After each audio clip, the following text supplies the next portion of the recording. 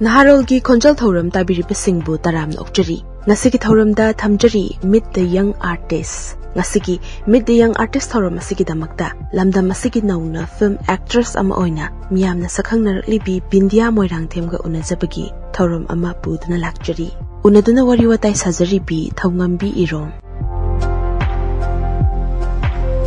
Nasi ko studio da lengshin duna library ba silam da masigi nauna miyam na thoido hendok na sakhang na libi actress Bindia Moirang Themni ahan mamangta da Bindia boy ko ki Akashvani Imphal ki studio da amade ko ki Naharol gi Konjal Thorum asida taram nokjari. Thank you ngasi Naharon gi Konjal na ibsumaina ko birak wagi yam nungai. Thank you so much.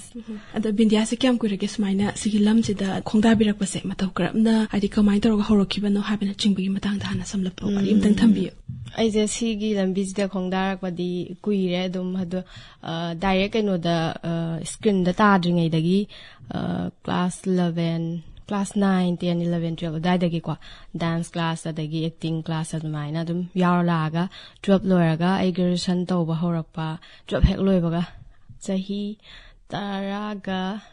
tare tratu trate dai da orangani adai dagi dum Sigilam Vizida Khongda hore. Tapitam Pirkiboza sing Haitare go Sigilam Zida. I hambadi I Jagoi Hana Tore Evoko. I Jagoi Gize Taubaldagi, Bebisa Asemanama, Isiema Mangondagi Hana, Han Hamboina Mangonda is Jagoi Tamagas Mine Horopane. Adugimatung, Ainasum Flam Malasdum, Snag Flam Zango Kolo, Dum Yani Koni have the Isohana, the Gisum Sanging Bahaitai, Angwing Nedegi, hearing Kunge, Dukungi the Devoko Matayam Saning Modo, Almana Dum Lakwagi, Wakal Labanina, Hoin Taraga, Koyaziki, Chizina, Dagan Gimanaka Targa is a camera, Hadi looks dot their Sozi and a photoshoot Katohandana, Hotana Mine Toy. At the Gi Dagan and Jetting Naraga, Dagan and as Nang looks toyam Genotoe Kotle, Pame, Nang is Hamas Mine Toze Kotse and Taraga, Hamwin and Dagan is Hayama. Tawe matam gi pakhang ngau bana aduna aigi first time oigi adugi matung jebi bizana hujike aigi jagoi go da se mane isai amaga tawbi aduna second time adugi matung da amu acting class lay gidra kwa mama dana manjuri mangonda amu ai magi manakta dum matam khara layraga haitare acting class adum tore mai manakta dum mai masagi tapta ko adum layraga layminaraga dumai tore adagi cheton thoyoina sinba acting gi workshop adugum adumaina mathang yawar matungda sigilambi da khongdara kone Bindiana ko adum hadi acting ka tawbada su ko yamna shares oina tawba adugo yamsu we are really impressed by you haitare aduga Hulgi web series da so yam thina so dum chanai haitare ko web series gi matang da su kitang sum thambiyo hoi yai yam nungai gi ba haidi ai punsida ihul se sida ai punsida ihul tawbada thengna gi ba wa nungai je ai punsida amwana lakadra kaina su khalle ba ko yam na su nungai gi ai gi yam nungai ba mena ma oi gi ba ado ihul je ai side music video khara kumma matung adum layaga dagan anjina web series ama sumain tawje khose en tawra tawgi bane ba ado adum ahamba season 1 sida mina ko lambi daga satpada su ngangak pa ga yawe ba ko nang mi samjaba do bi daga ta haidi ai je u da mina sum nung sina da do ai na daga daga hai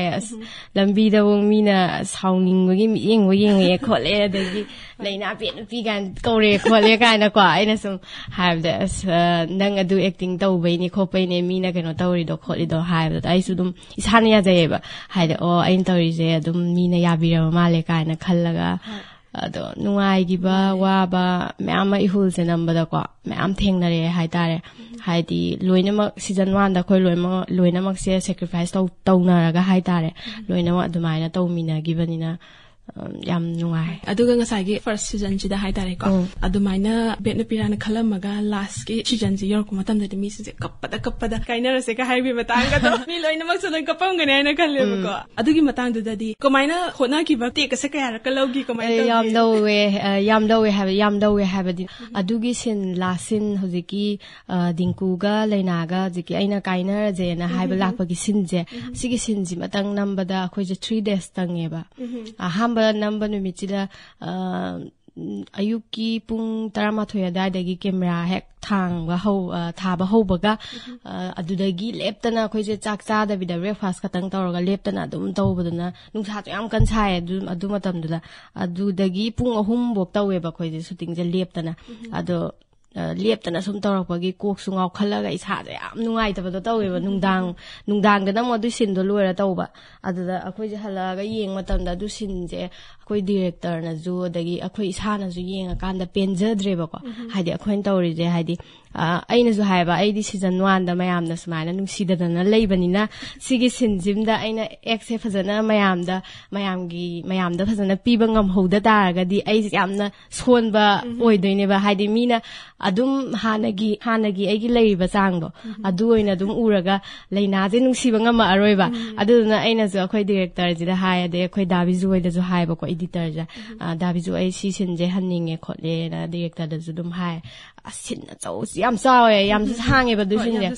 asa hoi noina pendragadi adum yabi hai tare da tenjing akhoi hoji season 2 gi director oiba je mana su dom yabi dabi ju onjo dagi adinku jackson na ju ma ju hanninge na dum hai ai ju pende hanje khoche na dum hai na de amam lepaga akhoi je tau bagi mu sport da leya kanda shooting je hek hobaga nong jurakpa nong juri na nga tangong lepaga nong je hangi ba mu he hobaga nong jurakpa amai tau dagi akoi je du numi tu masu sungnam nam gidre kwa adugi hojik mayam na yengi ba hojiki sinje sisina last day oire mafam do langkol kanom haibane aduda namme aduju ayuki akoi je pung 3-4 dai dai makeup horaga pung 9-10 adai dum camera thaba male adumaina dum tawraga break je sungpi dabida dum leptana nungdang wairam bau tawe bako ado asing real loina ju dum kappe kaman bagi mit ka je dum sinda ju dum u bane ba mit su pome degi naton degi mu kazai degi loima nganga ga haidi isana dai leina je engonda haidi ai ni kaina wakhalda ngatangi haidare dum khanjan gibra khangdeba ko aigi hek imanabi aiga yam close oiba imanabi sida tho e kaina ai wakhal sida khanjan gibagi angka ai je kappada smaina lepaga kapam madagi phamdarak toineba sigi phamdarak basida ai je kappa to pase ngamgi dana phane ang kuina kap tho laigreba matam je da zum mangreba aduduna adu sindo nambada yam ju nungai aduga yam ju harawe do sang bani na hayeng mayam ne yenga kanda as yam sangi boring ga chu ga drana khalleba ko adu mayam na sum insta da gaida mate facebook da gaida youtube da yam thagalak pado aduduna yam harauze akhoina tawjagi base mayam ne bire kan khalaga yam nungai ba to adu oe dialogue su ko akhoi gi hulgi yam nungai bam na pom tawde ba akhoin direct script ki akhoina chimpha puraga chatlaga hoi situation dugi matungina akhoina khitang haibada nungai ga da nungai roi da ba du di khitang semtok kin tawe ko adu ndumain tawbani na yam nungai hai ta duga marak sida mama baba gi ming laifam ichinaw na kya suba aduna chingba su thambiu ai gi laifam de ai heirok tagi ne duga hojik na ya school da lei naw pi aniga akhoi mama gi ming na moirang them ongbi abita devi duga baba gi ming na moirang then jivan adu akhoi bubo sorojini adagi chilnaw mari ne aina ahan aduga nupa amaga nupi ahunga ai hek makhada nupa ama adui makhada nupi ani hoi adu mai masing thakti ai digression loire waikhomani women college da digression loisale aduga makha tawdre hoi aduga ngasai gi family na support tawbase dum tawbiram gani hana dikhali family na ti kada fu yona support tawbi ba habina chingbai matang dasu adu ki tang thambiyo ai family na adum ahambada di support tawram de ado akhoi ba na hai tare akhoi ma hoi akhoi bo hoi budi dum yae adu kaka hoi degi akhoi baba hoi na di yade ba ko haidi like fajana tamaga oza gumba adu ye to ba hojik thabak lei yam je dum taw hanning ba hai tare moina adu do kona budi dum yare aina yam pamjana haidi yam thawai yauna sang ba je ubada hai tare ko adum yabire hojikti moina ju hena support phajana tawe hai tare ado marak sida moina khara yadringai gi marak sida aigi imanabi singna ju loinamak support tawe ba ise school gi adagi college gi adu khwaidagi hena support tawbirak pa imanabi mle aina matang chabada dum pange khalaga sum pandaba ne ba maje mana haidi mana sumaina engonda mana encourage tawbi ba mana support tawbi ba adagi loinamak ta hai tare as ai ꯑꯩꯗꯨ ꯁꯨꯃꯥꯏꯅ ꯇꯧꯋꯦ ꯍꯥꯏꯔꯁꯨ ꯃꯥꯅ ꯋꯥꯍꯩꯗ ꯈꯛꯇꯪ ꯑꯣꯏꯔꯁꯨ ꯑꯁ ꯀꯩꯒꯤꯅꯣ ꯍꯦ ꯁꯤ ꯁꯨꯃꯥꯏꯅ ꯇꯧꯁꯜꯂꯨ ꯈꯣꯠꯆꯜꯂꯨ ꯑꯗꯨ ꯇꯧꯔꯒ ꯇꯧꯔꯒ ꯑꯩꯒꯤ ꯐꯣꯇꯣ ꯑꯝꯇꯪ ꯊꯥꯒꯠꯂꯛꯄ ꯑꯣꯏꯔꯁꯨ ꯌꯥꯝꯅ ꯍꯔꯥꯎꯅ ꯃꯥꯅ ꯑꯁ ꯅꯪ ꯁꯤꯁꯨꯗ ꯊꯥꯒꯠꯍꯧꯋꯦ ꯅꯪ ꯁꯤꯗ ꯑꯗꯨ ꯑꯗꯨꯃꯥꯏꯅ ꯌꯥꯝ ꯇꯧꯕꯤꯔꯛꯈꯤꯕ ꯏꯃꯥꯟꯅꯕꯤ ꯑꯃ ꯊꯥꯡꯃꯩꯕꯟꯗꯒꯤ ꯃꯝꯇꯥꯅꯀꯣ ꯃꯥꯅ ꯌꯥꯝ ꯁꯞꯄꯣꯔꯠ ꯇꯧꯕꯤꯔꯛꯑꯦ ꯍꯥꯏꯇꯥꯔꯦ ꯑꯗꯨꯃꯛꯅ ꯑꯩ ꯃꯉꯣꯟꯗꯁꯨ ꯌꯥꯝꯅ ꯊꯦꯡꯛ ꯌꯨꯅ ꯃꯇꯥꯡ ꯆꯥꯕꯗ ꯌꯥꯝ ꯍꯥꯏꯅꯤꯡꯕꯗꯣꯀꯣ ꯁꯨꯃꯥꯏꯅ ꯎꯅꯕ ꯃꯇꯝꯗ ꯑꯗꯣ ꯍꯦꯛꯇ ꯇꯥꯏꯃꯤꯡꯅ ꯈꯤꯇꯪ ꯌꯥꯗꯕꯒꯤ ꯍꯦꯛꯇ ꯉꯝꯍꯧꯗꯕ ꯍꯥꯏꯇꯥꯔꯦ ꯑꯗꯣ ꯉꯁꯤꯒꯤ ꯇꯥꯟꯖꯥꯁꯦ ꯂꯧꯖꯔꯒ ꯑꯩ ꯃꯉꯣꯟꯗꯁꯨ ꯊꯦꯡꯛ ꯌꯨ ꯍꯥꯏꯖꯅꯤꯡꯉꯦ ꯑꯩꯒꯤ ꯐꯦꯃꯤꯂꯤꯗꯁꯨ ꯊꯦꯡꯛ ꯌꯨ ꯍꯥꯏꯖꯅꯤꯡꯉꯦ ꯃꯝꯇꯥꯒꯨꯝꯕ ꯍꯥꯏꯇꯥꯔꯦ ꯍꯣꯏ ꯐ꯭ꯔꯦꯟ ꯑꯃ ꯐꯪꯖꯕꯁꯦ ꯌꯥꯝꯅ ꯂꯛꯀꯤ ꯑꯣꯏꯕꯅꯦ ꯍꯣꯏ ꯍꯣꯏ ꯃꯥꯅꯦ ꯁꯨꯃꯥꯏꯅ ꯐ꯭ꯔꯦꯟꯁ ꯑꯦꯟ ꯐꯦꯃꯤꯂꯤꯒꯤ ꯁꯄꯣꯔꯠ ꯌꯥꯎꯗꯅꯗꯤ ꯋꯥꯗꯣꯏꯅꯦ ꯅꯠꯇ꯭ꯔꯥ ꯑꯗꯨꯒ ꯉꯁꯥꯏ ꯐꯦꯃꯤꯂꯤꯅ ꯑꯍꯥꯟꯕꯗ ꯍꯥꯏꯗꯤ ꯌꯥꯔꯝꯗꯕ ꯃꯇꯝꯗꯣ ꯑꯗꯨ ꯃꯇꯝꯗꯨꯗꯗꯤ ꯐꯦꯃꯤꯂꯤꯅ ꯌꯥꯗ꯭ꯔꯁꯨ ꯇꯧꯅꯕ ꯍꯣꯠꯅꯗꯣꯏꯅꯦꯕ ꯑꯗꯨ ꯃꯇꯝꯗꯨꯗ ꯑꯗꯨꯝ ꯀꯟꯐ꯭ꯂꯤꯛꯀꯨꯝꯕ ꯊꯣꯛꯈꯤꯕ ꯑꯗꯨꯝꯕ ꯋꯥꯔꯤ ꯅꯨꯡꯉꯥꯏꯕꯒ ꯂꯩꯔꯁꯨ ꯈꯤꯇꯪ ꯁꯦꯌꯔ ꯇꯧꯕꯤꯌꯨ ꯑꯍꯥꯟꯕꯒꯤꯀꯣ ꯐꯣꯇꯣꯁꯨ ꯇꯧꯕꯁꯦ ꯑꯩ ꯌꯨꯝ ꯈꯪꯍꯟꯗꯦꯕ ꯑꯩꯈꯣꯏ ꯕꯥꯗ ꯈꯪꯍꯟꯗꯦꯕ ꯂꯣꯟꯅ ꯍꯧꯖꯤꯛꯀꯤ ꯏꯃꯥꯟꯅꯕꯤꯁꯦ ꯃꯥꯅ ꯄꯨꯔꯒ ꯆꯠꯂꯦꯕꯀꯣ ꯑꯩ ꯀꯩꯝꯇꯁꯨ ꯅꯣꯂꯦꯖ ꯂꯩꯇꯕ ꯍꯥꯏꯇꯥꯔꯦ ꯃꯇꯝꯗꯨꯗ ꯑꯩ ꯍꯩꯔꯣꯛꯇꯒꯤꯁꯨ ꯑꯣꯏꯕꯅꯤꯅ ꯁ꯭ꯋꯥꯏꯗ ꯁꯤꯒꯤ ꯑꯦꯔꯤꯌꯥꯁꯤꯗ ꯂꯥꯛꯑꯣ ꯁ꯭ꯋꯥꯏꯗ ꯂꯥꯛꯑꯣ ꯍꯥꯏꯕꯁꯦ ꯑꯩ ꯃꯇꯝꯗ ꯂꯝꯕꯤꯐꯥꯎ ꯈꯪꯗꯦꯕ ꯄꯥꯛꯅ ꯕꯖꯥꯔꯐꯥꯎꯇꯤ ꯈꯪꯉꯒꯁꯨ ꯑꯇꯣꯞꯄꯗ ꯆꯪꯕꯁꯦ ꯈꯪꯗꯦꯕ ꯏꯃꯥꯟꯅꯕꯤꯗꯨꯗꯤ ꯊꯥꯡꯃꯩꯕꯟꯗꯩꯅꯤ나 ꯃꯥꯅ ꯇꯧꯔꯒ ꯄꯨꯔꯒ ꯆꯠꯄꯤꯌꯦ ꯑꯗꯣ ꯀꯣꯂꯦꯖ ꯕꯪ ꯇꯧꯔꯒ ꯆꯠꯄꯅꯤꯅ ꯌꯨꯝꯗꯗꯤ ꯈꯪꯒꯤꯗ꯭ꯔꯦꯕꯀꯣ ꯀꯣꯟꯅ ꯐꯣꯇꯣ ꯊꯣꯛꯂꯛꯑꯀꯥꯟꯗ ꯀꯥꯏꯗꯒꯤ ꯐꯣꯇꯣꯅꯣ ꯀꯥꯏꯅ ꯑꯩꯈꯣꯏ ꯕꯥꯅ ꯁꯥꯎꯋꯦ ꯑꯗꯣ ꯑꯩꯉꯣꯟꯗꯗꯤ ꯈꯤꯇꯪꯗꯤ ꯁꯥꯎꯔꯒ ꯌꯥꯝ ꯀꯟꯅꯗꯤ ꯁꯥꯎꯔꯛꯈꯤꯗ꯭ꯔꯦ ꯑꯩꯈꯣꯏ ꯃꯥꯗ ꯉꯥꯡꯕꯖꯥꯠꯅꯦ ꯑꯩꯈꯣꯏ ꯕꯥꯅ ꯑꯗꯣ ꯑꯗꯨꯃꯥꯏꯅ ꯃꯆꯥ ꯈꯔꯗꯤ ꯑꯗꯨꯝ ꯂꯩꯒꯦ ꯍꯥꯏꯇꯥꯔꯦ ꯍꯧꯖꯤꯛꯇꯤ ꯂꯣꯏꯅꯃꯛ ꯁꯞꯄꯣꯔꯠ ꯇꯧꯋꯦ ꯍꯥꯏꯇꯥꯔꯦ ꯁꯞꯄꯣꯔꯠ ꯇꯧꯕ ꯍꯥꯏꯁꯦ ꯑꯗꯨꯝ ꯇꯧꯋꯦ ꯍꯥꯏꯗꯤ ꯉꯁꯤꯃꯛꯇꯗꯁꯨ ꯑꯩ ꯁꯤꯗ ꯂꯥꯛꯏꯁꯦ ꯑꯩꯈꯣꯏ ꯌꯨꯝꯗ ꯍꯥꯟꯅ ꯍꯪꯉꯦꯕꯀꯣ ꯑꯩ ꯁꯨꯇꯤꯡꯁꯨ ꯁꯨꯃꯥꯏꯅ ꯈꯔ ꯆꯤꯟꯕꯅꯤꯅ ꯑꯩ ꯇꯧꯁꯤꯔꯥ ꯇꯧꯔꯣꯏꯁꯤꯔꯥ ꯈꯪꯗꯦ ꯈꯔ ꯂꯩꯔꯒ ꯑꯣꯏꯅ ꯇꯧꯔꯁꯤꯔꯥ ꯈꯪꯗꯦꯒ ꯑꯗꯨꯝ ꯑꯩꯈꯣꯏ ꯃꯥ ꯍꯣꯏꯒ ꯋꯥꯔꯤ ꯁꯥꯟꯅꯩ ꯑꯗꯣ ꯑꯩꯈꯣꯏ ꯃꯥꯅ ꯆꯠꯂꯨ ꯀꯩꯅꯣ ꯈꯣꯠꯂꯨ ꯀꯩꯅꯣ ꯀꯥꯏꯅ ꯍꯥꯏꯗꯤ ꯌꯥꯝꯅ ꯏꯟꯀꯔꯦꯖ ꯇꯧꯕꯤꯔꯛꯄꯗꯣ ꯑꯗꯨꯃꯛꯅꯁꯨ ꯑꯩ ꯁꯤꯗ ꯂꯥꯛꯆꯔꯤꯅꯦ ꯍꯥꯏꯇꯥꯔꯦ ꯌꯥꯝ ꯅꯨꯡꯉꯥꯏꯖꯩ ꯑꯗꯨꯒ ꯉꯁꯥꯏ ꯂꯥꯏꯔꯤꯛ ꯂꯥꯏꯁꯨ ꯇꯝꯕꯒ ꯐꯤꯜꯝꯒꯤ ꯂꯥꯏꯟꯁꯤꯒ ꯍꯥꯏꯇꯥꯔꯦꯀꯣ ꯁꯤ ꯑꯅꯤꯃꯛꯁꯦ ꯆꯠꯃꯤꯟꯅꯕ ꯃꯇꯝꯗ ꯀꯔꯤ ꯊꯦꯡꯅꯕꯤꯕ ꯋꯥ ꯅꯨꯡꯉꯥꯏ ꯇꯥꯏꯝ ꯃꯦꯅꯦꯖꯃꯦꯟ ꯑꯣꯏꯔꯁꯨ ꯑꯃ ꯑꯣꯏꯔꯁꯨ ꯂꯩꯗꯅ ꯇꯝꯃꯤꯉꯩꯒꯤꯗꯨꯗ ꯀꯩꯅꯣ ꯇꯧꯋꯦ ꯌꯥꯝ ꯀꯟꯅ ꯋꯥꯕꯗꯤ ꯑꯣꯏꯔꯛꯇ꯭ꯔꯦꯕꯀꯣ ꯍꯥꯏꯗꯤ ꯌꯥꯝ ꯀꯨꯝꯗꯦꯕ ꯃꯇꯝꯗꯨꯗ ꯑꯗꯨꯒ ꯋꯥꯕ ꯑꯃꯈꯛ ꯍꯥꯏꯔꯒ ꯑꯩ ꯑꯦꯛꯇꯤꯡꯒꯤ ꯋꯥꯔꯛꯁꯣꯞꯀ ꯑꯗꯨꯝ ꯆꯠꯂꯦ ꯑꯗꯨꯒ ꯑꯃꯨꯛ ꯃꯔꯛꯇ ꯑꯩ ꯗꯥꯟꯁ ꯀꯣꯂꯦꯖ ꯑꯁꯤ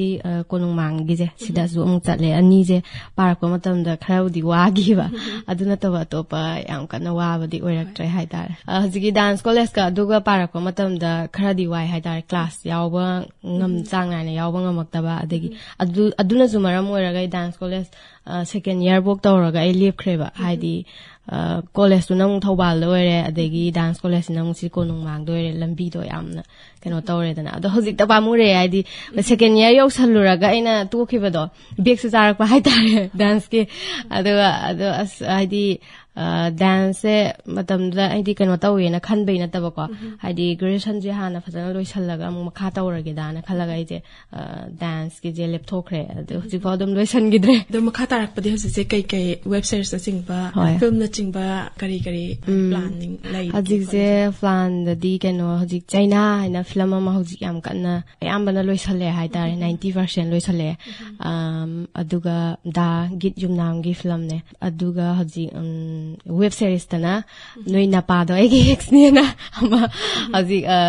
ꯍꯧꯕꯗ ꯉꯥꯏꯔꯤ ꯍꯥꯏꯇꯥꯔꯦ ꯑꯗꯨ ꯃꯌꯥꯝ ꯑꯗꯨꯝ ꯍꯧꯖꯤꯛꯀꯤ ꯋꯦꯕ ꯁꯤꯔꯤꯁꯁꯤꯁꯨ ꯅꯨꯡꯉꯥꯏꯅꯤꯅ ꯈꯜꯂꯦ ꯑꯗꯨꯒ ꯆꯩꯅꯥ ꯍꯥꯏꯁꯤꯁꯨ ꯅꯨꯡꯉꯥꯏꯅꯤꯅ ꯈꯜꯂꯦ ꯑꯗꯨꯝ ꯃꯌꯥꯝ ꯉꯥꯏꯃꯤꯟꯅꯁꯦ ꯌꯥꯝ ꯅꯨꯡꯉꯥꯏꯒꯅꯤ ꯍꯥꯏꯅꯁꯨ ꯈꯜꯂꯦꯀꯣ ꯃꯃꯥꯡꯗꯗꯤ ꯀꯔꯝꯕ ꯉꯁꯥꯏ ꯍꯥꯏꯐꯦꯠꯄꯨꯗꯤ ꯄꯟꯕꯤꯈ꯭ꯔꯦꯀꯣ ꯑꯗꯨꯗ ꯀꯔꯝꯕ ꯁꯨꯝ ꯕꯤꯟꯗꯤꯌꯥꯅ ꯀꯨꯝꯕꯤꯈꯤꯕ ꯀꯩ ꯈꯤꯇꯪ ꯄꯟꯕꯤꯌꯨ ꯍꯣꯏ ꯑꯩꯁꯦ ꯑꯩꯒꯤ ꯊꯋꯥꯏꯅꯤꯅ ꯐꯤꯂꯝ ꯑꯃꯁꯨ ꯀꯨꯝꯈ꯭ꯔꯦ ꯁꯄꯣꯔꯇꯤꯡꯗ ꯑꯗꯨꯗꯤ ꯌꯥꯝ ꯀꯨꯏꯔꯦ ꯀꯥꯎꯔꯦ ꯑꯗꯨꯒꯤ ꯃꯇꯨꯡ ꯗꯥꯒꯦꯅꯟꯒꯤ ꯈꯣꯡꯐꯝ ꯑꯃ ꯑꯗꯒꯤ ꯗꯥꯒꯦꯅꯟꯅ ꯑꯃꯨꯛ ꯗꯤꯔꯦꯛꯁꯟ ꯄꯤꯕ ꯍꯤꯌꯥꯏꯅꯨ ꯍꯥꯏꯅ ꯐꯤꯂꯝ ꯑꯃꯒ ꯑꯗꯒꯤ ꯀꯕꯨꯏꯒ ꯑꯩꯈꯣꯏ ꯃꯩꯇꯩꯒ ꯃꯤꯛꯁ ꯇꯧꯕ ꯐꯤꯂꯝ ꯖꯦꯟꯃꯩꯂꯨꯡꯔꯦꯡ ꯑꯅ ꯑꯃꯒ ꯑꯗꯨꯃꯥꯏꯅ ꯑꯗꯨ ꯃ꯭ꯌꯨꯖꯤꯛ ꯚꯤꯗꯤꯑꯣꯗꯤ ꯑꯗꯨꯝ ꯈꯔ ꯀꯨꯝꯈ꯭ꯔꯦ ꯍꯥꯏꯗꯤ ꯐꯖꯕꯤ ꯂꯩꯔꯥꯡ ꯑꯗꯒꯤ ꯂꯨꯔꯕ ꯂꯥꯏꯖꯥ ꯑꯗꯒꯤ ꯆꯦꯀꯥꯎꯕꯤꯒꯤ ꯅꯅꯥꯛꯇ ꯂꯩꯍꯜꯂꯣ ꯑꯗꯨꯝ ꯃ꯭ꯌꯨꯖꯤꯛ ꯚꯤꯗꯤꯑꯣꯕꯨꯗꯤ ꯑꯗꯨꯝ ꯈꯔ ꯂꯩꯈ꯭ꯔꯦ ꯈ꯭ꯋꯥꯏ ꯋꯥꯕ ꯃꯇꯥꯡ ꯑꯃꯒ ꯈ꯭ꯋꯥꯏ ꯅꯨꯡꯉꯥꯏꯇꯕ ꯃꯇꯥꯡ ꯑꯃꯒ ꯁꯤꯒꯤ ꯖꯔꯅꯤꯁꯤꯗ ꯂꯥꯛꯄ ꯃꯇꯝꯗ ꯊꯦꯡꯅꯕꯤꯈꯤꯕ ꯀꯔꯝꯕꯅꯦꯅ ꯍꯥꯏꯕꯤꯒꯅꯤ ꯈ꯭ꯋꯥꯏꯗꯒꯤ ꯋꯥꯕꯁꯦ ꯈꯪꯗꯦ ꯁꯤꯒꯤ ꯖꯔꯅꯤꯁꯤꯗ ꯂꯥꯛꯄ ꯃꯇꯝꯗ ꯀꯣꯔꯣꯅꯥꯒꯤ ꯂꯩꯈꯤꯕ ꯇꯥꯏꯃꯤꯡꯗꯣ ꯑꯗꯨꯒꯤ ꯃꯇꯝꯗꯨꯗ ꯌꯥꯝ ꯋꯥꯏ ꯍꯥꯏꯇꯥꯔꯦ ꯑꯩꯈꯣꯏꯗꯤ ꯑꯃꯨꯛ ꯑꯇꯣꯞꯄ ꯊꯕꯛꯁꯨ ꯑꯝꯇ ꯇꯧꯍꯧꯗꯕꯅꯤ나 ꯍꯥꯏꯗꯤ ꯁꯤꯒꯤ ꯂꯥꯏꯟꯁꯤ ꯈꯛꯇꯪꯅ ꯂꯣꯏꯔꯦꯅ ꯑꯗꯨꯝ ꯆꯪꯖꯈꯤꯕꯅꯤ나 ꯌꯨꯝꯒꯤ ꯑꯗꯒꯤ ꯏꯁꯥꯒꯤ ꯁꯨꯝ ꯈꯔ ꯌꯥꯝ ꯋꯥꯕꯗꯣ oy haitare di asai atopa ma changam ma ju phadong ne kaina khalak pa timing adum yawe ba ko hadi handak lan manung do ro ma do ro aduga khwai nungai gi ba men oy hairaga di aina handak hiainu gi handak special show ka utle ba ko tantha da adugi surprise oina moina tantha da gi moi akhoi gi production team na ju ko birak pa haitare di mayam smaina mi dum yeng bala noi do amtang la o kholo mayam da hadi film loi salak pa da interact taw na bana adumaina ko we adugi chatpagi numit sida haidi hiainu je dumaina kaisu mi je ma yengam gani haibado kaisu khallude namba matam da diam tina wagi ba ko ade kuizu kuira banina namaina khallaga changba matam jida mayamna accept tawbi ba khutau do haidi sungkan khalluda ba mawong da tawrakhi ba ko adugi mikuptu haidi yam thina nungai gi aduga nungai ba di yam yame wa ba di kaisu yam de ba ko yam budi yame wa ba di wa gi ba pose dum ka nungai ba di dum ningjang lei ba ya khangde adagi hiainu gi akhoi gi award ki thazan ki ba male ko aidi khangda ba thazan de ji nang do sumaina north east ki nominee sang e khole sale best actress la na dumaina paw harak pa dagi state ki zu sang e khole dumaina harak pa adugi movement sing do ai punsi da yam nungai gi ba ma oi hai tare akhoi tab da yam nungai jai adu nataba kari adum achievement ching ba hai tare kari di phangbi gi play gi Ziki hiainu haiba film de sida best actress no north east praxine award ki adu da nominee chale aduga manipur state ki best actress jury mention award ka phange hoi akhoi gi site gi su ko yam nungai je haija batare congratulations thank you du khatara pada lak chaning base ngasai hiainu gi matang da hai tare kai thingna biki ba awa nungai na chingba adu kitang share taw biramo hiainu number je yam wai yam thina wai hai tare ihul di nungai ko mayam pulaga kholaga journey do yam nungai hai tare to hiainu ju wai hai badi nakan amarom da samje am wai hai ba ginata ba ko number matam de yam wai aina lawriba character dugi matung inna hai tare corona matam oirak pra kainom ju oe ba ko adugi shooting ju pung kano dagi ga chatleba shooting je pung ahum dagi namba hongni ga har pung ani makhai daga lawla ga pung ahum makhai daga camera ga thabe yawe yungan tana adagi chin ga namba da chien bada ama kha aije lai changa ga chien ba sai ba adugi chien ba sa ba jida break se pha ba ngam gi da na seng bai si haidi kanna jela di am kha khangle lepo kat harak ma tam da kat taw ba ngam gi da ba do adui chien ba jida chek marak tra kaino ma tu sal laga khu saru ga nan thokpa dumaina shooting ga lepaga leiba dumaina yam yawe hai tare sigi film je namba matam da haidi aseng ba man na ba hona ba do ko adumaina yam wagi hai tare ado nungai ba mikusu dum lawyer kan da dum tengai aina hiainu sidaina lawriba role se yumgi mau ama hai tare laitin da yam thajaja ba duga yumgi mau ama na tawbam thokpa thabak sapsana tawba duga khitang ngallingai gi matam gi mi su oe ba ko haujikan gi matam gi oi deba laitin da thajaba dagi magi macha mawa mapuroi ba yam na luna khanjaba mi ama hai tare ado thaina hanjing na hai nei hai khoidi khangre ko laitin da yam thajaba laitin yam naksanna ba mi je hadi lai gumba changba kaino ma changba je dum oigalle hai ba adumaina changakpa thawai ama asengba thawai ma engon da changakpa saba gi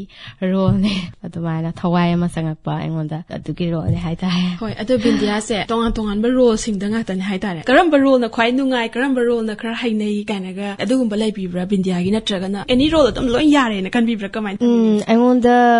sina nungai sina hai nei hai ba di leite adubu hek script se hek lak paga ai wakhal da di ko asipo engam gadra hai bagi kano ma dum lei ba ko director da su ai si ngam gadra khang de hai dong man de kai na dumaina as nang ngam ni ga dong ngam moi de no kho loi da no ga har ga moi na su dum increase tau bi ga adumaina dum tau e adu na ai ngon da sina he na hai nei sina he na nungai hai ba do leite ai gi aina pamja ba di moi na pirei ba character da aina khitang hadi ihul da oiro hiainu doiro ama doiro khitang mana dana ai gi looks na traga na ai gi acting doiro khitang sense tawraga piba ngamba na dumaina ai ꯈꯜꯂꯦꯕꯀꯣ ꯑꯗꯣ ꯉꯝꯕ꯭ꯔꯥ ꯉꯝꯗꯕ꯭ꯔꯥꯗꯤ ꯈꯪꯗꯦ ꯑꯗꯨꯃꯥꯏꯅ ꯈꯜꯂꯒꯗꯤ ꯇꯧꯋꯦ ꯑꯗꯣ ꯂꯣꯏꯅꯃꯛ ꯅꯨꯡꯉꯥꯏ ꯍꯥꯏꯇꯥꯔꯦ ꯑꯩꯅ ꯑꯦꯅꯤ ꯄꯤꯔꯛꯄ ꯈꯨꯗꯤꯡꯃꯛ ꯑꯩꯉꯣꯟꯗ ꯅꯨꯡꯉꯥꯏꯇꯕ ꯑꯝꯇ ꯂꯩꯇꯦ ꯂꯣꯏꯅꯃꯛ ꯅꯨꯡꯉꯥꯏ ꯇꯨꯡꯗꯁꯨꯀꯣ ꯑꯗꯨꯃꯥꯏꯅ ꯁꯀ꯭ꯔꯤꯞ ꯑꯃ ꯂꯥꯛꯄꯗ ꯑꯗꯨꯝ ꯉꯝꯅꯕ ꯇꯧꯒꯤꯗꯣꯔꯥ ꯅꯠꯇ꯭ꯔꯒꯅ ꯑꯩꯁꯦ ꯉꯝꯅꯕ ꯇꯧꯒꯦꯅ ꯈꯜꯂꯦ ꯁꯀ꯭ꯔꯤꯞ ꯑꯃ ꯂꯥꯛꯄ ꯃꯇꯝꯗ ꯍꯥꯏꯗꯤ ꯑꯗꯨꯝ ꯂꯣꯏꯅꯃꯛ ꯍꯟꯗꯛꯁꯨ ꯍꯤꯌꯥꯏꯅꯨꯁꯦ ꯇ꯭ꯔꯦꯂꯔ ꯊꯥꯗꯣꯛꯑ ꯃꯇꯨꯡ ꯈꯔꯗꯤ ꯀꯨꯏꯔꯦ ꯍꯣꯜꯗꯒ ꯀꯥꯞꯄ ꯃꯇꯨꯡꯗ ꯍꯥꯏꯇꯥꯔꯦ ꯍꯤꯌꯥꯏꯅꯨꯒ ꯃꯥꯟꯅꯕ ꯔꯣꯜ ꯑꯗꯨꯝ ꯂꯥꯛꯑꯦꯕꯀꯣ ꯑꯗꯣ ꯑꯩ ꯂꯧꯗꯕꯁꯨ ꯌꯥꯏ ꯍꯥꯏꯗꯤ ꯆꯞ ꯃꯥꯟꯅꯕꯗꯣ ꯑꯗꯨꯝ ꯍꯤꯌꯥꯏꯅꯨ ꯑꯣꯏꯅ ꯑꯗꯨꯝ ꯎ ꯂꯩꯔꯅꯤ ꯃꯌꯥꯝꯅ ꯑꯗꯨꯃꯥꯏꯅ ꯁꯨꯝ ꯃꯣꯏꯗꯁꯨ ꯑꯗꯨꯝ ꯑꯩ ꯐꯖꯅ ꯑꯗꯨꯝ ꯍꯥꯏꯌꯦꯕ ꯋꯥꯔꯧꯗꯅꯕ ꯍꯥꯏꯇꯥꯔꯦ ꯍꯥꯏꯗꯤ ꯈꯤꯇꯪ ꯆꯦꯟꯖ ꯇꯧꯔꯒꯗꯤ ꯐꯩꯗꯅ ꯑꯗꯨꯝ ꯑꯩꯈꯣꯏꯒꯤꯗꯤ ꯑꯃ ꯁꯤꯗ ꯕꯦꯠ ꯁꯥꯈ꯭ꯔꯦ ꯁꯤꯗꯁꯨ ꯑꯃꯨꯛꯀ ꯁꯥꯍꯟꯖꯦ ꯑꯗꯩ ꯁꯤꯗ ꯕꯨꯠ ꯁꯥꯈ꯭ꯔꯦ ꯁꯤꯗ ꯑꯃꯨꯛ ꯁꯥꯍꯟꯖꯦ ꯇꯧꯕꯗꯣ ꯑꯗꯨꯗꯣ ꯑꯩꯉꯣꯟꯗ ꯍꯥꯏꯗꯤ ꯃꯈꯜ ꯃꯈꯜ ꯇꯦꯁ ꯇꯧꯅꯤꯡꯕꯗꯣ ꯑꯗꯨꯃꯥꯏꯅ ꯑꯣꯏ ꯍꯥꯏꯇꯥꯔꯦ ꯌꯥꯝ ꯅꯨꯡꯉꯥꯏꯖꯩ ꯇꯨꯡꯒꯤ ꯍꯥꯏꯗꯤ ꯀꯔꯤꯌꯔꯒꯤ ꯂꯥꯏꯟꯁꯤꯗ ꯁꯤꯒꯤ ꯐꯤꯜꯝꯒꯤ ꯂꯥꯏꯟꯁꯤꯗꯅ ꯍꯥꯏꯗꯤ ꯀꯗꯥꯏ ꯐꯥꯎ ꯌꯧꯅ ꯆꯪꯁꯤꯟꯒꯦꯅ ꯈꯟꯕꯤꯔꯤ ꯑꯗꯨꯒ एजुकेशनꯒꯤ ꯂꯥꯏꯟꯁꯤꯗꯅ ꯀꯗꯥꯏ ꯐꯥꯎ ꯌꯧꯅ ꯆꯪꯁꯤꯟꯒꯦꯅ ꯈꯟꯕꯤꯔꯤ ꯃꯈꯥ ꯇꯝꯊꯣꯛꯈꯤꯒꯦꯅ ꯈꯟꯕꯤꯕ꯭ꯔꯥ ꯀꯃꯥꯏꯅ ꯑꯩꯁꯦ ꯃꯈꯥ ꯇꯧꯒꯦꯅꯗꯤ ꯈꯟꯗ꯭ꯔꯦ ꯁꯤꯒꯤ ꯑꯩꯅ ꯆꯪꯉꯤꯕ ꯂꯥꯏꯟꯁꯤꯗ ꯍꯥꯏꯗꯤ ꯀꯦꯔꯦꯛꯇꯔ ꯐꯖꯕ ꯈꯔ ꯈꯜꯂꯒꯀꯣ ꯐꯤꯂꯝ 3-4 ꯑꯣꯏꯔꯁꯨ ꯇꯧꯔꯝꯈꯤꯒꯦꯅ ꯈꯜꯂꯦ ꯑꯩ ꯀꯩꯁꯨ ꯁꯤꯗꯒꯤ ꯍꯦꯟꯕ ꯑꯩ ꯀꯩꯁꯨ ꯈꯟꯗ꯭ꯔꯦ ꯍꯥꯏꯇꯥꯔꯦ ꯁꯨꯃꯥꯏꯅ ꯈꯇꯪ ꯈꯜꯂꯦ ꯍꯣꯏ ꯑꯗꯣ ꯍꯥꯏꯅꯕꯅꯦ ꯁꯤꯅ ꯇꯣꯛꯑꯒꯦ ꯁꯤꯅ ꯂꯣꯏꯔꯒꯦ ꯁꯤꯅ ꯂꯥꯁꯅ ꯈꯜꯂꯒ ꯁꯤꯅ ꯕꯤꯒꯤꯅꯤꯡ ꯍꯦꯛꯇ ꯑꯣꯏ ꯂꯩꯔꯝꯕꯗꯣ ꯍꯣꯏ ꯑꯗꯨ ꯊꯣꯛꯈ꯭ꯔꯦ ꯑꯩꯉꯣꯟꯗ ꯁꯤ ꯂꯥꯁꯅꯦꯅ ꯈꯜꯂꯒ ꯍꯣꯏ ꯑꯗꯨ ꯌꯥꯎꯈ꯭ꯔꯦ ꯑꯩꯉꯣꯟꯗ ꯑꯗꯨꯗꯣ ꯆꯞ ꯆꯥꯅ ꯑꯩꯉꯣꯟꯗ ꯊꯣꯛꯈ꯭ꯔꯦꯕ ꯍꯥꯏꯁꯦ ꯀꯔꯝꯕ ꯃꯇꯥꯡꯗ ꯀꯃꯥꯏꯅ ꯊꯣꯛꯈꯤꯕꯅꯣ ꯑꯩ ꯄ꯭ꯔꯣꯖꯦꯛ ꯑꯃ ꯇꯧꯕ ꯑꯗꯨꯗ ꯑꯩꯅ ꯁꯤ ꯄ꯭ꯔꯣꯖꯦꯛꯁꯤꯅ ꯍꯥꯏꯗꯤ ꯁꯨꯝ ꯉꯥꯛꯇꯪꯒꯤ ꯈꯜꯂꯤꯔꯗꯤ ꯈꯪꯗ꯭ꯔꯦꯀꯣ ꯑꯩ ꯃꯇꯝꯗꯨꯗ ꯁꯤꯅ ꯑꯔꯣꯏꯕ ꯑꯣꯏꯔꯒꯦꯗ ꯍꯥꯏꯅ ꯋꯥꯈꯜꯁꯤꯗ ꯈꯜꯂꯒ ꯇꯧꯋꯦꯕꯀꯣ ꯑꯗꯨ ꯁꯨꯝ ꯑꯔꯣꯏꯕ ꯑꯣꯏꯔꯝꯗꯕꯗꯣ ꯑꯍꯧꯕꯒꯤ ꯇꯥꯏꯞꯇ ꯑꯗꯨꯃꯥꯏꯅ ꯇꯧꯔꯦ ꯑꯗꯨꯅꯦ ꯀꯩꯒꯨꯝꯕ ꯁꯤꯒꯤ ꯐꯤꯜꯝꯒꯤ ꯂꯥꯏꯟꯁꯤꯗ ꯆꯪꯉꯝꯗ ꯇꯥꯔꯒꯗꯤ ꯀꯔꯝꯕ ꯀꯔꯤꯌꯔꯗ ꯆꯨꯁ ꯇꯧꯕꯤꯔꯝꯒꯅꯤ ꯕꯤꯟꯗꯤꯌꯥꯒꯤ ꯑꯣꯏꯅ ꯑꯩꯁꯦ ꯐꯤꯜꯝꯒꯤ ꯂꯥꯏꯟꯁꯤꯗ ꯆꯪꯉꯝꯗ ꯇꯥꯔꯒꯗꯤ ꯑꯩꯁꯦ ꯑꯣꯖꯥꯒꯨꯝꯕ ꯑꯣꯏꯔꯝꯗꯧ ꯃꯥꯜꯂꯦ ꯁ꯭ꯀꯨꯜꯒꯤ ꯑꯗꯒꯤ ꯅꯦꯚꯤ ꯑꯣꯏꯕꯁꯨ ꯌꯥꯝ ꯄꯥꯝꯃꯦ ꯑꯩ ꯑꯣꯏꯕꯗꯤ ꯌꯥꯗꯧ ꯃꯥꯟꯗꯦ ꯑꯗꯨꯃꯥꯏꯅ ꯑꯣꯖꯥꯗꯤ ꯑꯣꯏꯔꯒ ꯂꯩꯔꯝꯗꯧ ꯃꯥꯜꯂꯦ ꯐꯤꯂꯝꯒꯤ ꯂꯥꯏꯟꯁꯤꯗ ꯆꯪꯉꯝꯗ ꯇꯥꯔꯒꯗꯤ ꯑꯗꯣ ꯑꯩ ꯍꯧꯖꯤꯛꯇꯤ ꯆꯪꯉꯨꯔꯦꯀꯣ ꯑꯣꯏꯔꯔꯣꯏ ꯑꯩꯅ ꯈꯜꯂꯝꯕꯁꯤꯡꯗꯣ ꯑꯝꯇ ꯑꯣꯏꯔꯔꯣꯏ ꯆꯪꯉꯨꯔꯕꯅꯤ나 ꯑꯗꯣ ꯇꯨꯡꯗꯗꯤ ꯑꯩ ꯐꯤꯂꯝꯁꯦ ꯀꯩꯒꯨꯝꯕ ꯑꯩ ꯀꯨꯝꯕꯁꯦ ꯂꯦꯞꯈ꯭ꯔꯒꯁꯨ ꯕꯤꯖꯤꯅꯦꯁ ꯃꯆꯥꯒꯨꯝꯕ ꯇꯧꯕ ꯅꯠꯇ꯭ꯔꯒꯅ ꯐꯤꯂꯝꯒꯤ ꯂꯥꯏꯟꯁꯤꯗꯤ ꯊꯥꯗꯣꯛꯑꯣꯏꯕꯀꯣ ꯑꯩꯅ ꯀꯨꯝꯗ꯭ꯔꯒꯁꯨ ꯀꯩꯅꯣꯝ ꯅꯠꯇ꯭ꯔꯒ ꯀꯩꯅꯣꯝꯃꯗꯤ ꯁꯣꯏꯗꯅ ꯇꯧꯒꯦꯅ ꯈꯜꯂꯦ ꯌꯥꯝꯅ ꯑꯗꯨꯝ ꯀꯨꯏꯅ ꯁꯥꯡꯅ ꯍꯥꯏꯇꯥꯔꯦꯀꯣ ꯃꯌꯥꯝꯒꯤ ꯁꯦꯕꯥ ꯇꯧꯕ ꯉꯝꯕꯤꯈꯣ ꯍꯥꯏꯅꯁꯨ ꯊꯝꯖꯒꯦ ꯍꯣꯏ ꯉꯝꯖꯒꯦ ꯊꯦꯡꯛ ꯌꯨ ꯕꯤꯟꯗꯤꯌꯥꯒꯤ ꯅꯦꯛꯁ ꯐꯤꯜꯝ ꯁꯨꯝ ꯌꯦꯡꯅꯤꯡꯉꯝꯕꯁꯨ ꯃꯌꯥꯝ ꯑꯃ ꯂꯩꯔꯝꯗꯣꯏꯅꯦꯕ ꯍꯣꯏ ꯌꯥꯝ ꯅꯨꯡꯉꯥꯏꯖꯩ ꯑꯗꯨꯒ ꯕꯤꯟꯗꯤꯌꯥꯕꯨ ꯅꯨꯡꯁꯤꯕꯤꯕ ꯍꯥꯏꯇꯥꯔꯦꯀꯣ ꯍꯥꯏꯗꯤ ꯕꯤꯟꯗꯤꯌꯥꯒꯤ ꯁꯄꯣꯔꯇꯔꯁ ꯍꯥꯏꯒꯗ꯭ꯔꯥ ꯃꯈꯣꯏꯗꯗꯤ ꯀꯔꯤ ꯋꯥꯐꯝꯁꯤꯡ ꯊꯝꯕꯤꯅꯤꯡꯉꯤ ꯑꯩꯒꯤ ꯁꯄꯣꯔꯠ ꯇꯧꯕꯤꯕ ꯑꯩꯒꯤ ꯐꯦꯟꯁꯤꯡꯗ ꯑꯩꯅ ꯍꯥꯏꯖꯅꯤꯡꯕꯁꯦ ꯑꯩꯅ ꯁꯣꯏꯈꯤꯕ ꯑꯗꯒꯤ ꯃꯌꯥꯝꯗ ꯅꯨꯡꯉꯥꯏꯇꯕ ꯌꯥꯎꯔꯒꯁꯨ ꯑꯗꯨꯝ ꯉꯥꯛꯄꯤꯌꯨ ꯍꯥꯏꯗꯤ ꯑꯩ ꯀꯩꯝ ꯍꯩꯇ꯭ꯔꯤ ꯀꯩꯝ ꯈꯪꯗ꯭ꯔꯤ ꯃꯌꯥꯝꯅ ꯁꯄꯣꯔꯠ ꯇꯧꯕꯤꯔꯤꯕ ꯃꯌꯥꯝꯅ ꯅꯨꯡꯁꯤꯕꯤꯕ ꯌꯥꯝ ꯅꯨꯡꯉꯥꯏꯖꯩ ꯑꯗꯨꯒ ꯃꯈꯥ ꯇꯥꯕꯗꯁꯨ ꯑꯩ ꯑꯗꯨꯝ ꯀꯨꯝꯖꯔꯛꯀꯦ ꯃꯌꯥꯝꯅ ꯑꯗꯨꯝ ꯁꯄꯣꯔꯠ ꯇꯧꯕꯤꯌꯨ ꯑꯗꯨꯝ ꯅꯨꯡꯁꯤꯕꯤꯌꯨ ꯅ ꯊꯝꯖꯅꯤꯡꯉꯦ ꯃꯈꯥ ꯇꯥꯅꯁꯨ ꯃꯌꯥꯝ ꯑꯃ ꯋꯥꯛ ꯇꯧꯕꯤꯔꯛꯈꯣ ꯍꯥꯏꯅ ꯊꯝꯖꯒꯦ ꯍꯣꯏ ꯑꯗꯨꯒ ꯕꯤꯟꯗꯤꯌꯥꯒꯤꯅꯦ ꯔꯣꯜ ꯃꯣꯗꯦꯜꯒꯨꯝꯕ ꯂꯩꯕꯤꯕ꯭ꯔꯥ ꯂꯩ ꯀꯅꯥ ꯑꯣꯏꯒꯅꯤ ꯅꯍꯥꯟꯋꯥꯏꯅ ꯁꯦꯂꯦꯅꯥ ꯒꯣꯃꯦꯁ ꯃꯥ ꯑꯣꯏ ꯑꯗꯣ ꯍꯧꯖꯤꯛꯅ ꯂꯤꯁꯥ ꯑꯣꯏ ꯕ꯭ꯂꯦꯛ ꯄꯤꯡꯀꯤ ꯑꯗꯨ ꯑꯅꯤꯁꯦ ꯑꯣꯏ ꯑꯗꯨꯒ ꯕꯤꯟꯗꯤꯌꯥꯒꯤ ꯗꯦ ꯇꯨ ꯗꯦ ꯂꯥꯏꯐꯁꯤꯗ ꯍꯥꯏꯇꯥꯔꯦ ꯀꯔꯤꯒꯨꯝꯕ ꯈꯔꯗꯤ ꯑꯗꯨꯝ ꯃꯦꯟꯇꯦꯟꯒ ꯇꯧꯔꯒ ꯂꯩꯔꯝꯗꯧ ꯃꯥꯜꯂꯦꯀꯣ ꯍꯥꯏꯕꯗ ꯑꯣꯏꯒꯦꯔꯥ ꯅꯠꯇ꯭ꯔꯒ ꯃꯤꯡꯁꯦꯜ ꯃꯥꯡꯗꯒ ꯁꯨꯝ ꯑꯦꯛꯇꯤꯡ ꯇꯧ ꯁꯥꯟꯅꯕ ꯑꯣꯏꯒꯦꯔꯥ ꯂꯩꯗꯅ ꯑꯗꯨꯒꯨꯝꯕꯗꯤ ꯀꯔꯤ ꯇꯧꯕꯤ ꯍꯣꯏ ꯌꯨꯝꯗ ꯁꯨꯝ ꯆꯨꯝꯅ ꯂꯩꯕꯁꯤꯗ ꯑꯩꯁꯦ ꯌꯨꯝꯗ ꯆꯨꯝꯅ ꯂꯩꯕꯗ ꯑꯩ ꯃꯤꯡꯖꯦꯜꯁꯤꯗꯤ ꯀꯨꯏꯔꯦ ꯃꯤꯡꯖꯦꯜ ꯃꯃꯥꯡꯗ ꯂꯩꯇꯕꯁꯦ ꯂꯦꯞꯇꯕꯁꯦ ꯍꯥꯟꯅ ꯊꯥꯏꯅꯗꯤ ꯂꯦꯞꯄꯝꯃꯦꯕꯀꯣ ꯑꯗꯨꯗꯤ ꯀꯨꯏꯔꯦ ꯍꯥꯏꯇꯥꯔꯦ ꯀꯩꯒꯤꯅꯣ ꯈꯪꯗꯦ ꯁꯨꯝ ꯌꯦꯡꯅꯤꯡꯉꯛꯇꯕꯗꯣ ꯃꯤꯡꯖꯦꯜꯁꯦ ꯑꯗꯨꯕꯨ ꯃꯦꯟꯇꯦꯜ ꯇꯧꯕ ꯍꯥꯏꯁꯦ ꯆꯞ ꯃꯥꯟꯅꯩ ꯃꯌꯥꯝꯅ ꯇꯧꯔꯤꯁꯦꯀꯣ ꯑꯦꯛꯁꯔꯁꯥꯏꯁꯀꯨꯝꯕ ꯈꯔ ꯇꯧꯕ ꯑꯗꯒꯤ ꯆꯥꯕꯁꯦ ꯑꯩ ꯊꯥꯎꯗꯤ ꯌꯥꯝ ꯄꯥꯝꯃꯦ ꯑꯗꯨ ꯑꯣꯏꯇꯥꯔꯁꯨ ꯄꯥꯝꯃꯒꯁꯨ ꯈꯤꯇꯪ ꯀꯟꯇ꯭ꯔꯣꯜ ꯇꯧꯔꯒ ꯑꯗꯨꯃꯥꯏꯅ ꯑꯣꯏ ꯍꯥꯏꯇꯥꯔꯦ ꯑꯇꯩꯗꯤ ꯀꯩꯁꯨ ꯊꯣꯏꯗꯣꯛꯄ ꯂꯩꯇꯦ ꯑꯌꯨꯛꯇ ꯅꯠꯇ꯭ꯔꯒ ꯅꯨꯡꯊꯤꯟꯗ ꯑꯣꯏꯇꯥꯔꯁꯨ ꯑꯦꯛꯁꯔꯁꯥꯏꯖꯁꯦ ꯑꯌꯨꯛꯇ ꯇꯧꯕꯅꯗꯤ ꯍꯦꯟꯅ ꯐꯩ ꯍꯥꯏ ꯑꯗꯨ ꯑꯣꯏꯇꯥꯔꯁꯨ ꯑꯩꯅ ꯉꯝꯕ ꯇꯥꯏꯃꯤꯡ ꯑꯃ ꯍꯦꯛꯇꯗ ꯍꯥꯏꯇꯥꯔꯦ ꯅꯨꯡꯊꯤꯟꯕꯨ ꯑꯣꯏꯒꯦꯔꯥ ꯑꯌꯨꯛ ꯑꯣꯏꯒꯦꯔꯥ ꯅꯨꯡꯗꯥꯡ ꯋꯥꯏꯔꯝ ꯑꯣꯏꯒꯦꯔꯥ ꯑꯩ ꯇꯧꯍꯧꯕꯀꯣ ꯑꯗꯣ ꯑꯩ ꯇꯧꯗꯕꯁꯨ ꯑꯗꯨꯝ ꯌꯥꯎꯋꯦ ꯑꯗꯣ ꯑꯩꯈꯣꯏ ꯏꯃꯨꯡꯅ ꯑꯩꯈꯣꯏ ꯏꯅꯥꯎꯄꯤ ꯑꯣꯏꯅꯕꯨ ꯁꯥꯎꯋꯦꯕꯀꯣ ꯑꯁ ꯇꯧꯅꯤꯡꯉꯀꯥꯟ ꯇꯧꯕ ꯇꯧꯅꯤꯡꯗ꯭ꯔ ꯇꯣꯛꯄ ꯅꯪꯒꯤꯗ ꯇꯣꯛꯑꯣ ꯀꯥꯏꯅ ꯑꯗꯣ ꯑꯩꯒꯤꯗꯤ ꯃꯣꯏꯅ ꯎꯗ꯭ꯔꯒꯁꯨ ꯑꯩꯒꯤ ꯇꯥꯏꯃꯤꯡ ꯑꯃ ꯑꯗꯨꯝ ꯊꯝꯃꯒ ꯑꯩꯅ ꯇꯧꯖꯕꯅꯤꯅ ꯑꯗꯣ ꯃꯌꯥꯝꯁꯨ ꯑꯗꯨꯝ ꯇꯧꯍꯟꯅꯤꯡꯉꯦ ꯍꯥꯏꯇꯥꯔꯦ ꯁꯤ ꯈꯛꯇꯪꯅꯤ ꯍꯣꯏ ꯑꯗꯨ ꯋꯦꯠꯀꯨꯝꯕꯁꯦ ꯍꯥꯏꯗꯤ ꯁꯤꯗꯒꯤ ꯍꯦꯟꯍꯟꯕ ꯌꯥꯗꯦ ꯀꯥꯏꯅꯒ ꯈꯟꯖꯕꯒꯗꯤ ꯂꯩꯕ꯭ꯔꯥ adu hoi lei hai tare lei to dina te lei ado lei tragasu henkat pase pak na ya de hai tare aina henkat haning bagi henkat na ba taw ba je kitang di henkala ga yam kan henkalo ya da ba adogi adu mai na dum oi hai tare masa ge dum yaujar e ba yaujar ba dina te kitang se bagi yam nu ngai jega aduga makha tarak pa hadi youth sing da hai tare ko asigi film gi line da hai gadra sumaina bindiana changbi ri ba line sida hadi nauna changbi ning ba adugumba naha sing mafam da bindia gi site gi kari mafam sing thambining gi film gi line da nauna changbi ning ba sing da ina thamjaning ba se han ba da akoina tammi ba ihai je hadi like se hana phajana loi san thokpi ba aduga site da film na tawa magi atopa career ma thambi ba hai tare atopa thaba ama hadi warasu wana aduga pamjari ba film ji ju anima dum aina pami ba thabak se phangge hai tare ai je wa ba ma mathau dai ba aduduna anima adum film khatang jang bana taba khoi manipur da di film khatang da mai onjal laga lei ba je khara wai hai tare ai sa da su dum theng nei dei mayam da ju dum u ba phangam gani adum ayam bana adum wara eba asi khatang da thamba je aduduna atopa side amada ju kaino ma taw sanbi ba aduga film ji ju ngamoina khanba na taba film ji ju changbiyo ba ngamni ka do ngamoi doino akoina hotna ge na khanba da ngam da ba kemta leite aduduna angtang phajana khallaga haidi ai ngamni da ka do ngamoi doino khallaga hotna ba da ngam da ba leite haibado adumaina angtang hotna biyo haijaning mai pakani soiduna yamna nuai je bindia moirang them ngase ko gi studio da lengbirak tuna akhoi ga ngak tang wari watai sa bagi tanja phanghan bi ba duga tung da su ko bindia na hai junction biri ba lam sida hen mai pak pa miyam na se na nushi bi ba adugumba film actor am oi biro haina su thamjage ngase ko gi studio da lengbira ga akhoi ga ngak tang wari watai sa bagi tanja ma phanghan bi ba hana na thakachari bindia ba Thank you so much naharon gi khonjel tabi ba singbuzu bindiana koknona khoram jari ngasi sumaina naharon gi khonjel na kaubirak pagi damakta su thagat jari thank you